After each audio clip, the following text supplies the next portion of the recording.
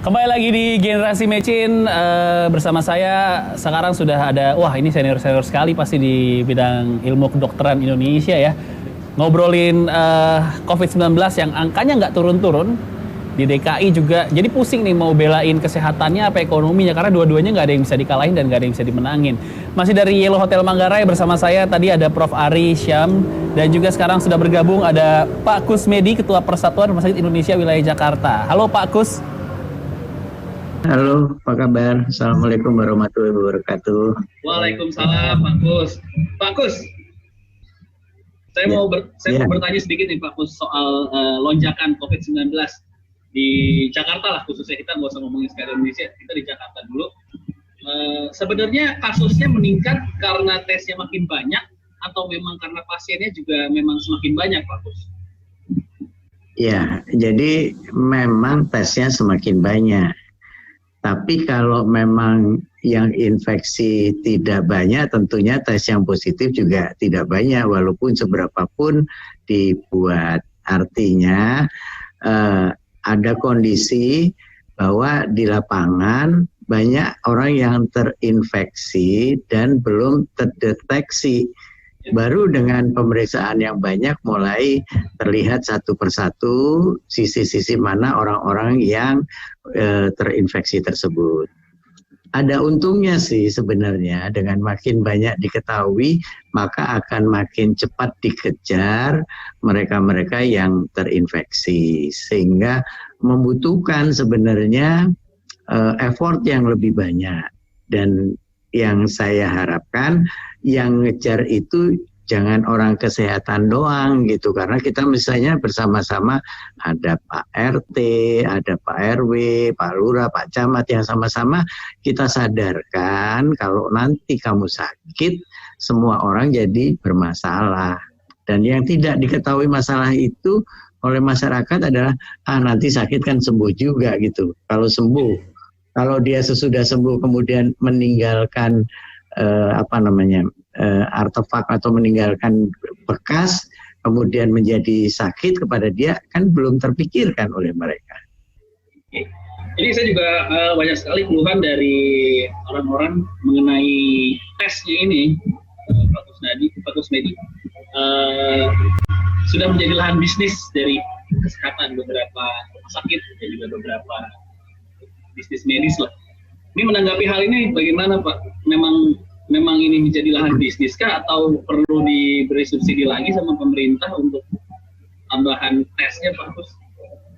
Iya, dari teman-teman saya Persatuan Rumah Sakit, kami sudah mengingatkan, artinya ini adalah kondisi pandemi. Jangan hal-hal yang seperti itu dijadikan lahan bisnis. Tapi kalau pemerintah DKI kalau di DKI kan kita memang untuk melakukan penjaringan pasien atau mengejar mereka-mereka yang terkena, itu kan digunakan rapid yang gratis yang diberikan oleh pemerintah, sehingga kepada teman-teman yang mereka merasa memang ada masalah, ya udah datang aja ke puskesmas atau rumah sakit yang ditunjuk oleh pemerintah DKI untuk dilakukan pemeriksaan di sana.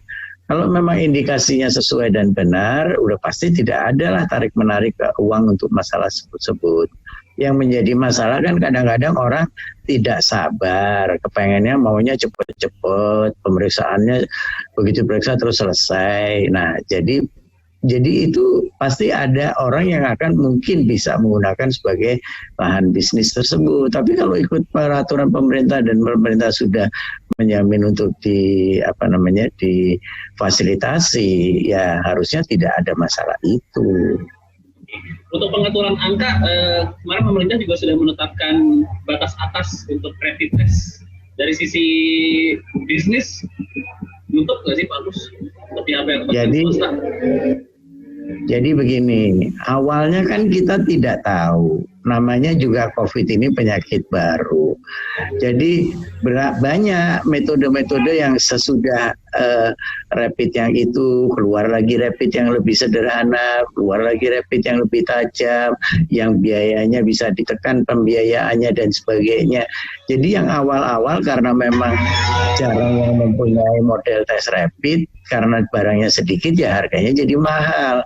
Tapi sekarang kan barangnya sudah banyak dan metodenya sudah bermacam-macam. Bahkan kalau di DKI sekarang sudah kalau nggak salah hampir 60 yang untuk pemeriksaan PCR. Kalau memang sudah diketahui ada PCR seperti itu di setiap tempat, ya sudah ngapain mesti pakai rapid, langsung aja PCR. Seperti itu. Tapi kalau memang tidak ada perlu rapid untuk kebutuhan cepat, ya pakai aja rapid. Walaupun rapid sendiri tidak menjamin sebagai sebuah diagnose, tapi rapid hanya untuk melihat seberapa jauh penyebaran kuman itu ada di masyarakat. Oke, ini saya juga mau nanya ke Prof. Ari tadi seputar hasil rapid. Banyak teman-teman saya atau orang-orang yang saya kenal secara hasil rapid itu ada hasilnya reaktif ya, Prof. Kemudian setelah di swab negatif. Sebenarnya seberapa sih validitas dari rapid test yang sudah ada sekarang ini, Prof. Ari?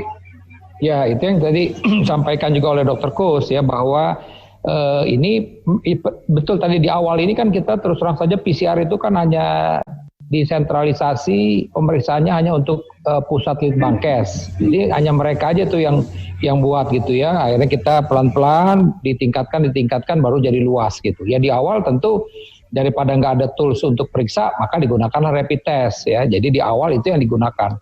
Nah, cuman memang dari awal kita sampaikan bahwa ini sebenarnya harus dilakukan pemeriksaan uji diagnostik dulu. Kita lihat ini sensitivitasnya baik apa tidak. Nah, seperti yang Anda tadi sebutkan, ada pasien yang dinyatakan dia itu positif, ya ternyata setelah diperiksa negatif gitu loh. Nah, jadi itu yang namanya berarti tidak spesifik dia, spesifitasnya rendah. Nah, ada juga yang sensitivitas kita kebetulan kedapatan juga untuk membantu Dinas Kesehatan memeriksa itu. Nah, bahkan yang kebetulan digunakan oleh Pemda DKI itu ada yang sensitivitasnya rendah. Nah, spesifitasnya cukup baik. Sensitivitas rendah itu bagaimana ya? Jadi artinya dia terdeteksi negatif gitu loh. Nah, tapi sebenarnya positif. Nah, itu kan justru malah bisa sebaliknya.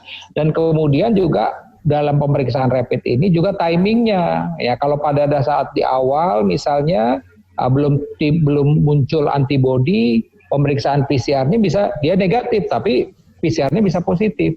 Nah, jadi sekarang ini dengan tadi disebutkan bahwa sekarang ini makin banyak ya, untuk PCR juga makin luas. Jadi sebenarnya di rumah sakit saya rasa udah nggak digunakan lagi tuh. Mestinya tidak digunakan lagi itu karena sudah ada PCR. Lebih baik langsung diagnosis dengan PCR. Nah, karena ada dampaknya juga. Kalau dibilang ini klinisnya positif, klinisnya sesuai, tapi ternyata rapid testnya negatif. Nah, ini orang nyangka bahwa saya negatif.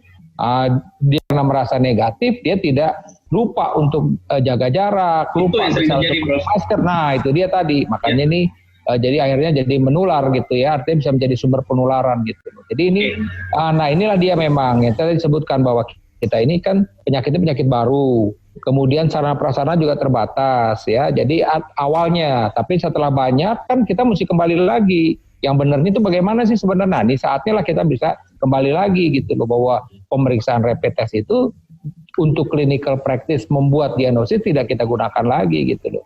Nah, tadi seperti Dr. Kus bilang bahwa ini hanya untuk melihat prevalensi, seroprevalensi pada sekelompok masyarakat gitu. Oke, sebentar Prof. Ari dan Pak Kus, saya ada makanan dulu nih, udah datang dari Yellow Hotel Manggarai. Mohon izin sebentar ya. Ini ada makanan yang terus. Apa nih Mas? Ya. Ini ayam bakar. Ayam bakar dan nasi bakar. Dan nasi bakar. Sambelnya?